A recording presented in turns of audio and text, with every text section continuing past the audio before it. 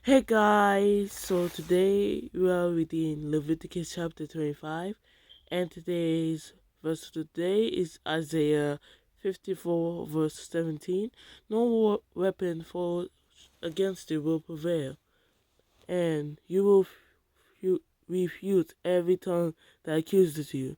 This is the heritage of the servants of the Lord, and this is their vindication for me, declares the Lord. Amen. So today we're reading Leviticus chapter 25. Leviticus chapter 25.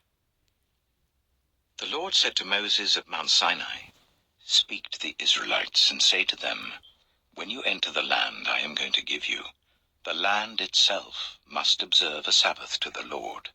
For 6 years sow your fields, and for 6 years prune your vineyards and gather their crops. But in the 7th year, the land is to have a year of Sabbath rest, a Sabbath to the Lord. Do not sow your fields or prune your vineyards. Do not reap what grows of itself, or harvest the grapes of your untended vines. The land is to have a year of rest. Whatever the land yields during the Sabbath year will be food for you, for yourself, your male and female servants, and the hired worker and the temporary resident who live among you, as well as for your livestock and the wild animals in your land. Whatever the land produces may be eaten. Count 7 Sabbath years, 7 times 7 years, so that the 7 Sabbath years amount to a period of 49 years. Then sound the trumpet everywhere on the 10th day of the 7th month. On the Day of Atonement sound the trumpet throughout your land. Consecrate the 50th year and proclaim liberty throughout the land to all its inhabitants. It shall be a jubilee for you. Each of you is to return to your family property and to your own clan. The 50th year shall be a jubilee for you.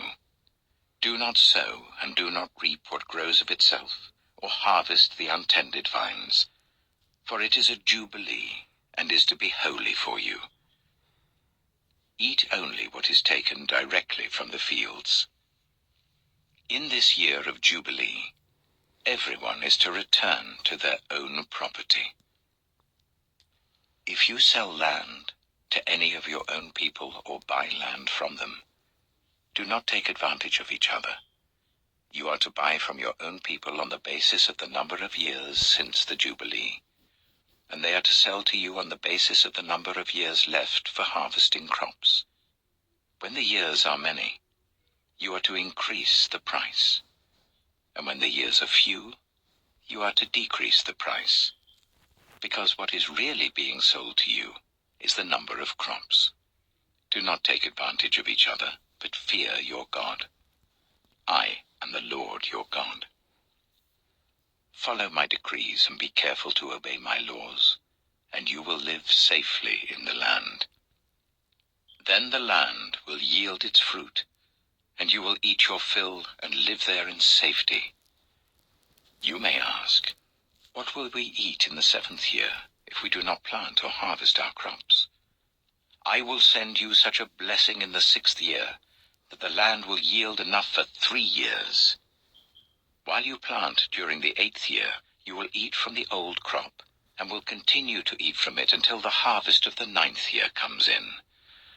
The land must not be sold permanently, because the land is mine, and you reside in my land as foreigners and strangers. Throughout the land that you hold as a possession, you must provide for the redemption of the land. If one of your fellow Israelites becomes poor and sells some of their property, their nearest relative is to come and redeem what they have sold. If, however, there is no one to redeem it for them, but later on they prosper and acquire sufficient means to redeem it themselves, they are to determine the value for the years since they sold it, and refund the balance to the one to whom they sold it. They can then go back to their own property. But if they do not acquire the means to repay, what was sold will remain in the possession of the buyer until the year of Jubilee. It will be returned in the Jubilee, and they can go back to their property. Anyone who sells a house in a walled city retains the right of redemption a full year after its sale. During that time, the seller may redeem it. If it is not redeemed before a full year has passed, the house in the walled city shall belong permanently to the buyer and the buyer's descendants. It is not to be returned in the Jubilee. But houses in villages without walls round them are to be considered as belonging to the open country. They can be redeemed, and they are to be returned in the Jubilee. The Levites always have the right to redeem their houses in the Levitical towns which they possess. So the property of the Levites is redeemable, that is, a house sold in any town they hold, and is to be returned in the Jubilee, because the houses in the towns of the Levites are their property among the Israelites. But the pasture land belonging to their towns must not be sold. It is their permanent possession.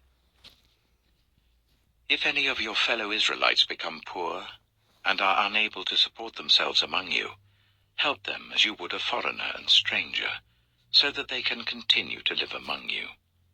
Do not take interest or any profit from them, but fear your God, so that they may continue to live among you. You must not lend them money at interest or sell them food at a profit. I am the Lord your God, who brought you out of Egypt to give you the land of Canaan, and to be your God. If any of your fellow Israelites become poor and sell themselves to you, do not make them work as slaves. They are to be treated as hired workers or temporary residents among you. They are to work for you until the year of Jubilee. Then they and their children are to be released, and they will go back to their own clans and to the property of their ancestors. Because the Israelites are my servants, whom I brought out of Egypt, they must not be sold as slaves. Do not rule over them ruthlessly, but fear your God. Your male and female slaves are to come from the nations around you. From them you may buy slaves. You may also buy some of the temporary residents living among you and members of their clans born in your country, and they will become your property. You can bequeath them to your children as inherited property and can make them slaves for life, but you must not rule over your fellow Israelites ruthlessly. If a foreigner residing among you becomes rich, and any of your fellow Israelites become poor and sell themselves to the foreigner, or to a member of the foreigner's clan, they retain the right of redemption after they have sold themselves. One of their relatives may redeem them, an uncle or a cousin, or any blood relative in their clan may redeem them. Or, if they prosper, they may redeem themselves. They and their buyer are to count the time from the year they sold themselves up to the year of Jubilee. The price for their release is to be based on the rate paid to a hired worker for that number of years. If many years remain, they must pay for their redemption a larger share of the price paid for them. If only a few years remain until the year of Jubilee, they are to compute that and pay for their redemption accordingly. They are to be treated as workers hired from year to year. You must see to it that those to whom they owe service do not rule over them ruthlessly. Even if someone is not redeemed in any of these ways, they and their children are to be released in the year of Jubilee, for the Israelites belong to me as servants. They are my servants whom I brought out of Egypt. I am the Lord your God. Amen. So that's Leviticus chapter 25. And tomorrow we are going to read Leviticus chapter 26. I'm going to end the video off here. And you guys have a blessed night. Amen.